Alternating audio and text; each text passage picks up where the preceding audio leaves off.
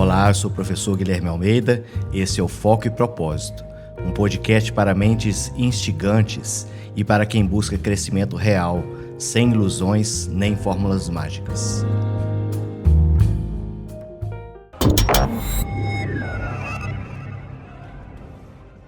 Bem-vindos. Hoje a gente parte de um dos cenários mais brutais e intelectualmente provocadores da história do direito. O caso dos exploradores de caverna, de Lon L. Fuller. A premissa é terrivelmente simples, né? Exato. 5 pessoas presas numa caverna. Semanas se passam e, com a certeza de que vão morrer de fome antes do resgate, 4 delas matam e comem o 5º para sobreviver. E aí a justiça se depara com uma lei que parece não deixar dúvida nenhuma. Exato. Quem matar intencionalmente outra pessoa será punido com a morte, ponto. E a nossa missão aqui é justamente essa, é tentar desvendar esse dilema. Entender essa tensão que sempre existe entre a letra fria da lei, a moralidade humana e a validação da sociedade. O que acontece quando o instinto de sobrevivência bate de frente com a justiça dos tribunais? Exatamente. Porque a grande questão que as fontes nos colocam não é só se eles são culpados ou inocentes. É, muito mais profundo. Vai além, né? Sim. A questão é sobre a própria natureza e o propósito do direito. Para que serve a lei em situações que a própria lei nunca imaginou? Certo. A aplicação dela deve ser automática, quase matemática, ou ela precisa se curvar a um senso de justiça, a uma finalidade que vai além do que está escrito no papel? É isso que a gente vai explorar. Vamos lá. Ok, vamos mergulhar nos fatos para entender a dimensão dessa tragédia.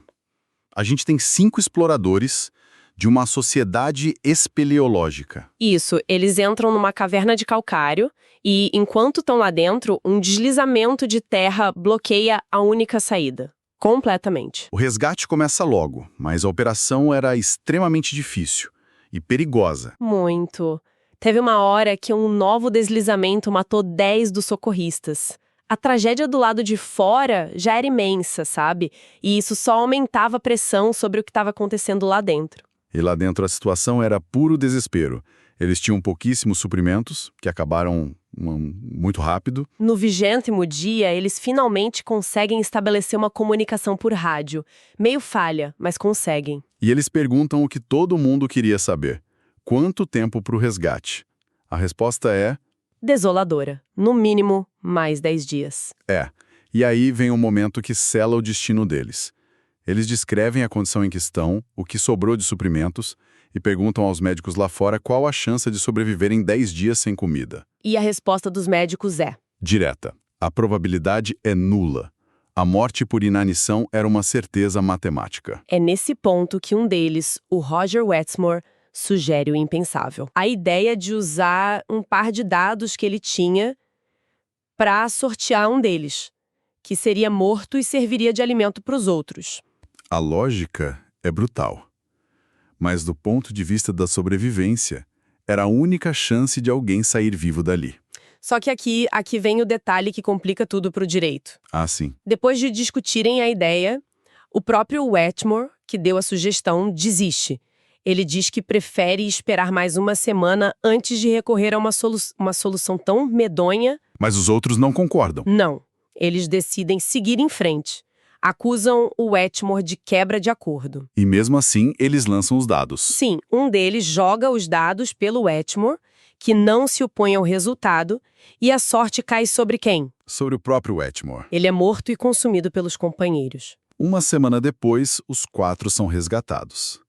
E, claro, são processados pelo homicídio do Roger Wetmore. E é aí, no julgamento deles, que o direito se quebra em visões de mundo, assim, completamente reconciliáveis. Vamos começar pela visão mais dura, a do positivismo jurídico do juiz Kim. Para ele, a questão é simples. A lei diz: quem intencionalmente matar, morrerá.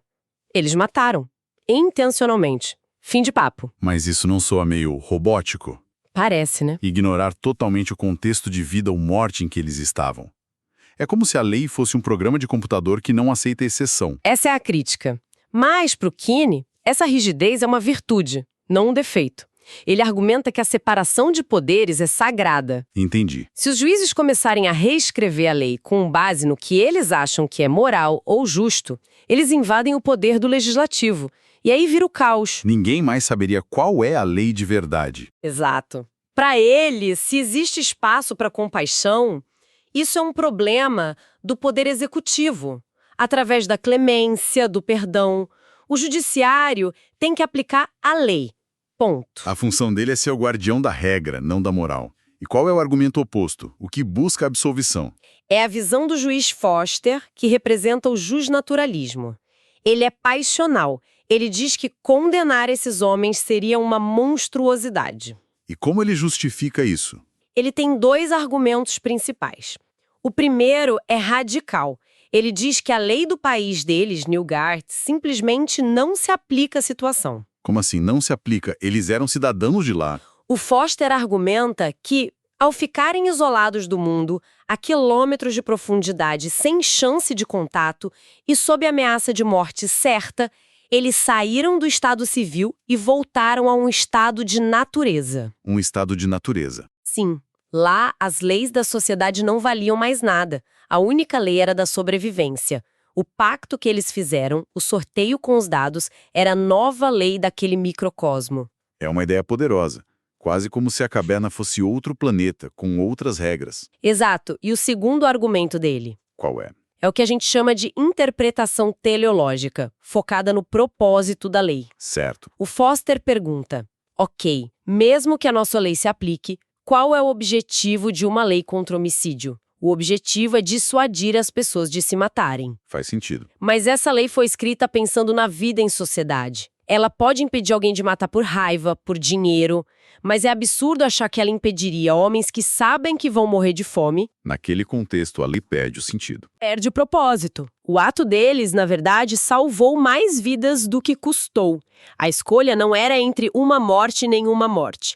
Era entre uma morte e 5 mortes. Aplicar a letra da lei aqui trairia completamente o espírito dela. Então, de um lado, o juiz Kim, o código é o código sem exceções. Isso. Do outro, o juiz Foster, o código tem um propósito. E aplicar a letra aqui destrói esse propósito. Exatamente. E no meio desse cabo de guerra, a gente tem o juiz Tattin, que talvez seja a figura mais humana de todas. Ele simplesmente trava. Exato. O Tattin personifica a agonia da interpretação. Ele confessa que está dividido. Por um lado, ele sente uma repulsa, assim, visceral, emocional pelo canibalismo. A ideia o enoja. E por outro? Por outro lado, ele admite que não consegue achar uma falha lógica nos argumentos do Foster. Ele tenta achar o meio termo, mas todo o caminho que ele pensa leva a uma contradição. É um beco sem saída para ele. Total. Incapaz de conciliar a razão com a emoção, ele se declara inapto para decidir e se abstém. Isso me chama a atenção. Um juiz pode simplesmente dizer, não consigo decidir e se abster num caso de vida ou morte como esse. Isso acontece na vida real? É raro, mas a abstenção é um dispositivo processual. O que o Tattin ilustra de forma brilhante é o que a teoria chama de caso trágico. Um caso trágico? É uma situação onde não existe uma solução boa.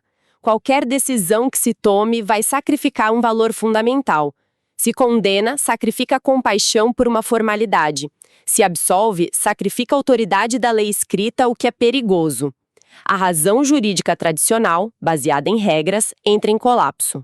Ok, então, se as ferramentas antigas quebram diante de um problema tão complexo, a filosofia do direito parou aí ou alguém inventou uma nova caixa de ferramentas para lidar com essa paralisia? Ótima pergunta. O pensamento jurídico não parou. E uma evolução importante vem do pós-positivismo, especialmente do filósofo alemão Robert Alexy.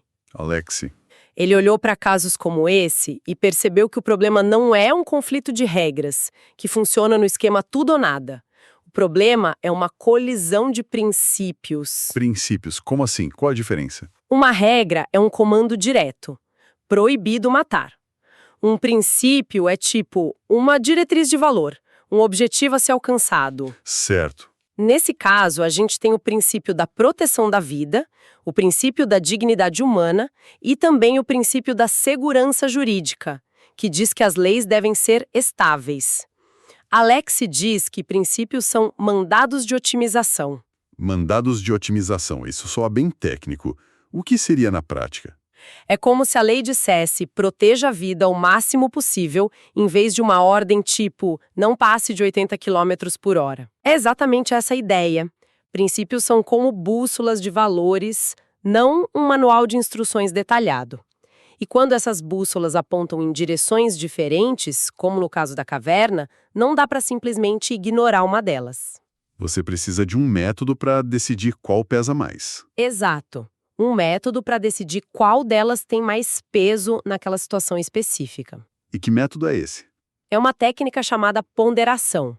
É um processo racional, quase um checklist, para evitar que a decisão seja puro achismo.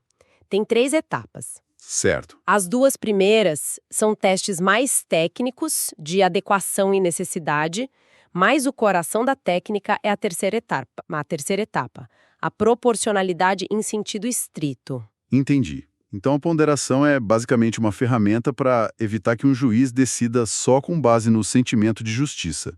Ele tem que justificar passo a passo por que, naquela situação, salvar 4 vidas pesa mais do que a regra contra matar. Precisamente. A proporcionalidade em sentido estrito é o momento em que se coloca os princípios na balança e se justifica racionalmente porque a violação de um princípio, a segurança jurídica no caso, é menos grave do que a violação do outro, que seria o direito à vida dos 4. E é aí que o direito e a moral se conectam. É aqui. A teoria do Alex supera a visão rígida do Kim porque ela admite abertamente que em casos difíceis, o direito precisa se conectar com a moral para achar uma solução fundamentada. Essa teoria parece uma solução jurídica muito elegante, muito racional. Mas na prática a gente sabe que um caso desses não aconteceria num vácuo, né? Teria uma pressão popular imensa, um círculo da mídia. Com certeza. E parece que um dos juízes, o Rand, estava totalmente focado nisso. Exatamente. O juiz Rand é o pragmático do grupo. Para ele, toda essa discussão filosófica de Foster, Kim, Tattin é irrelevante. Ele diz que os juízes precisam descer das suas torres de marfim. O que importa é o bom senso e a governabilidade. Ele menciona até pesquisas de opinião, né? Sim, diz que 90% da população quer absolvição ou uma pena simbólica. Ele basicamente está dizendo, vamos dar ao povo o que ele quer. O argumento dele é sociológico, então. Totalmente. Ele teme que se o tribunal condenar esses homens à morte, vai ter uma revolta popular. A decisão seria vista como estúpida, cruel, e isso faria o judiciário perder o que ele chama de capital simbólico. A sua legitimidade, a credibilidade perante a sociedade. Exato. Para o Rand, a justiça precisa estar em harmonia com o sentimento popular para ser eficaz. E isso nos leva direto a um choque que a gente vê todo dia no noticiário, né? O choque entre o tempo do direito e o tempo da mídia. Perfeito. O tempo do direito é, por natureza, lento, deliberativo, cheio de rituais e garantias.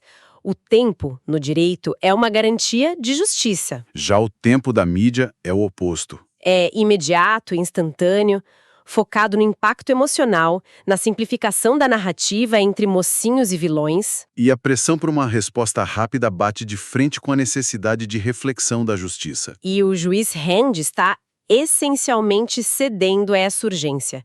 Ele defende que o tribunal deve se alinhar ao ritmo e ao sentimento do momento. É fascinante pensar que esse dilema todo não é puramente fictício. As fontes nos lembram que isso, ou algo muito parecido, de fato aconteceu. Sim, no caso inglês R.V. Dudley and Stevens, de 1884. Conta um pouco pra gente. 4 marinheiros naufragados num bote pequeno no meio do oceano. Depois de quase 3 semanas à deriva, sem comida, sem água, Dudley e Stevens decidem matar o 4º tripulante, um jovem órfão de 17 anos, Richard Parker, que já estava fraco, doente. E eles se alimentaram do corpo dele para sobreviver. Exato, foram resgatados dias depois. A situação é assustadoramente similar. E como a justiça da época lidou com isso? Eles foram condenados? Foram. E aqui a gente encontra a solução pragmática que aparece tanto no caso real quanto na proposta de um dos juízes fictícios, o presidente do tribunal, juiz Trupani. O que ele propõe? Ele vota pela condenação, afirmando que a lei é clara e deve ser respeitada. É um aceno claro à posição do juiz Kim de preservar a autoridade da norma. Mas ele não para por aí, certo? Não. Na mesma sentença em que os condena, o Trupani faz uma recomendação formal ao chefe do Poder Executivo para que conceda clemência. O perdão.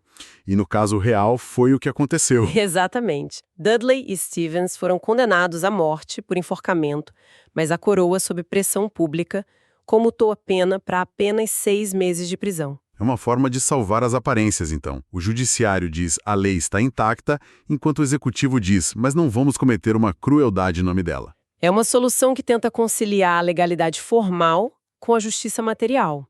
Ela mantém a integridade da regra, mas ao mesmo tempo impede um resultado que a sociedade consideraria moralmente inaceitável. Então, depois dessa jornada toda, por 5 filosofias diferentes, passando por um caso real do século XIX, teorias modernas, parece que a grande lição aqui não é sobre qual juiz estava certo, mas que a justiça real exige uma mistura de todos eles.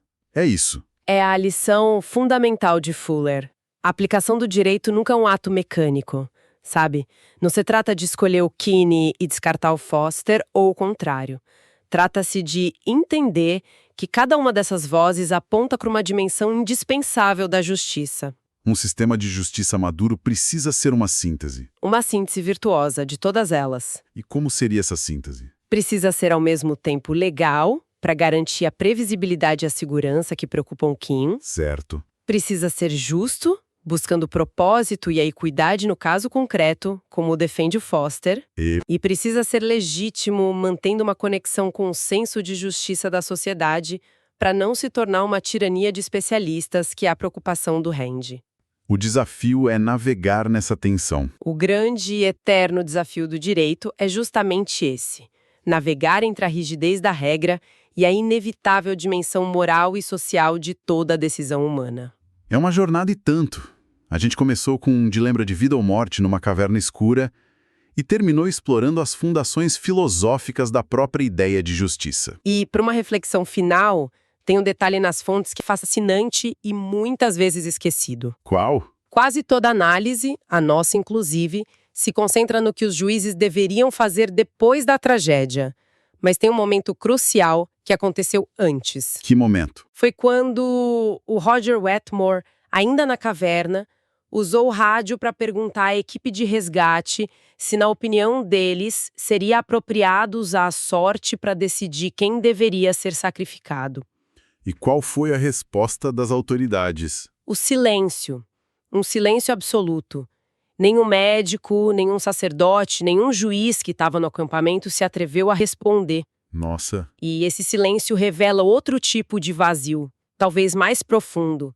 Quando a lei formal não tem uma resposta para uma crise iminente, qual é o papel da ética e da responsabilidade individual na criação de um novo pacto, de uma nova lei para uma situação de exceção? Uau! A tragédia na caverna talvez não tenha começado com um ato de canibalismo, mas com o silêncio do mundo civilizado diante de um pedido desesperado de orientação moral.